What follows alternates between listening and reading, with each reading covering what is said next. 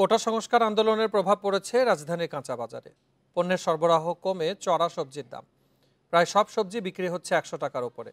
কাঁচামরিচের দাম উঠেছে 250 টাকা পর্যন্ত। বিক্রেতাদের দাবি, আন্দোলনের কারণে আতঙ্কে রাজধানীতে ঢুকছে না সবজিবাহী ট্রাক।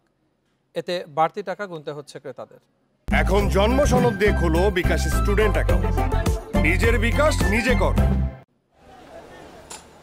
ছুটির দিন হলেও রাজধানীর কারওয়ান বাজারে ক্রেতার সংখ্যা তুলনামূলক কম। কোটা সংস্কার আন্দোলনের কারণে অনেকে আতঙ্কে আসেননি বাজারে। যারা এসেছেন তাদের গুনতে হচ্ছে বাড়তি দাম।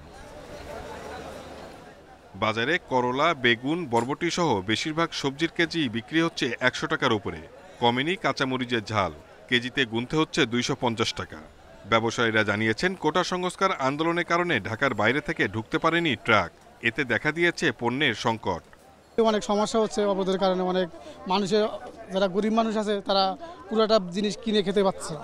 খুব সমস্যা হচ্ছে মানুষের জন্য। ঠিক আছে, আসলে আমরা চাই যে জিনিসের দামটা কমলে অনেক আমরা খুশি হবো আর কি, যারা আমরা মধ্যবিত্ত ফ্যামিলি যারা আছি তারা। আন্দোলনের কারণে কাস্টমার আসতেও পারে না বাজারে, এদিকে বেচা কিনা কম। তরকারি অনেকটা কম আসছে আর কি, যে পরিমাণ আসতো ততটা পরিমাণ আসে না। কাঁচা বাজারে কিছুটা কম দাম পটল ও পেঁপের, তাও কেজি মিলছে না 60 টাকার নিচে।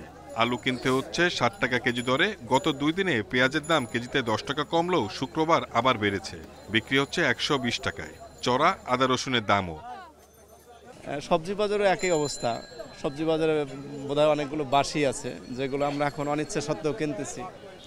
আমরা তো নিরুপায়, আমরা তো আর ঢাকা শহর থেকে বাইরে গিয়ে কিনতে পারবো না, বাজারে আসতে হয়।